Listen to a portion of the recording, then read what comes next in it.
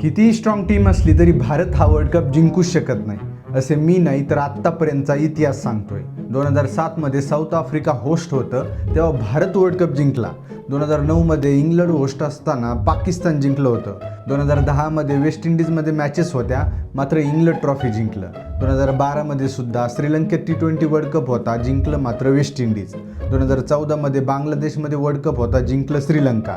आणि तसंच 2016 मध्ये आपल्या भारतात वर्ल्ड कप होता आणि ट्रॉफी नेली वेस्ट इंडिजने. 2021 मध्ये UAE आणि ओमानमध्ये वर्ल्ड कप होता, जिंकतं ऑस्ट्रेलिया. 2022 मध्ये ऑस्ट्रेलिया होस्ट बनतं, जिंकतं इंग्लंड. 2024 मध्ये भारत ट्रॉफी जिंकतं पण होस्ट मात्र USA आणि वेस्ट इंडिज होतं. म्हणजे आत्तापर्यंत कोणताच देश स्वतःच्या होम ग्राउंडवरती ही T20ची ट्रॉफी जिंकलेली नाहीये.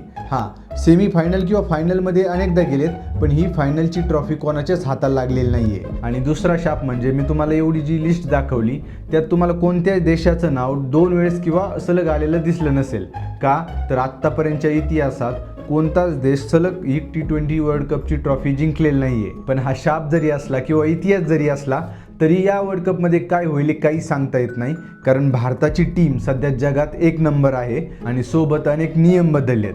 जसं की 2024च्या आधी फक्त 12 ते 16 देश सहभागी व्हायचे पण आता 2024 पासून तब्बल 20 देशांचे संघ या वर्ल्ड कपमध्ये सहभागी होत आहेत. त्यामुळे 7 फेब्रुवारी ते 8 मार्च या महिनाभराच्या कालावधीत 55 मॅचेस भारतात व श्रीलंकेत खेळवल्या जाणार आहेत व सेमीफायनल व फायनलमध्ये किमान 10 ओव्हर्सच्या पुढे खेळ झाला पाहिजे. आणि जर तसे झाले नाही तर सुपर 8मध्ये जो संघ टॉपवर असेल त्याला संधी देण्यात येईल असा नवीन नियम यावेळेस ॲड करण्यात आला आहे. आणि सगळ्यात महत्त्वाचं म्हणजे 2024 मध्ये ज्या कॅप्टनने T20 वर्ल्ड कपची ट्रॉफी उचलली तो रोहित शर्मा, हिटमॅन रोहित शर्मा या संपूर्ण वर्ल्ड कपचा ब्रँड ॲम्बॅसेडर आहे. त्यामुळे आपल्या सर्वांच्याच भारत जिंकेल अशा होप्स तर आहेत आणि होईलही तसेच. तुम्हाला काय वाटतं हे मला कॉमेंट्समध्ये सांगा. माहिती आवडली असेल तर लाईक, शेअर, सबस्क्राईब करा व मला इंस्टाग्राम व फेसबुकवर फॉलोसुद्धा नक्की करा.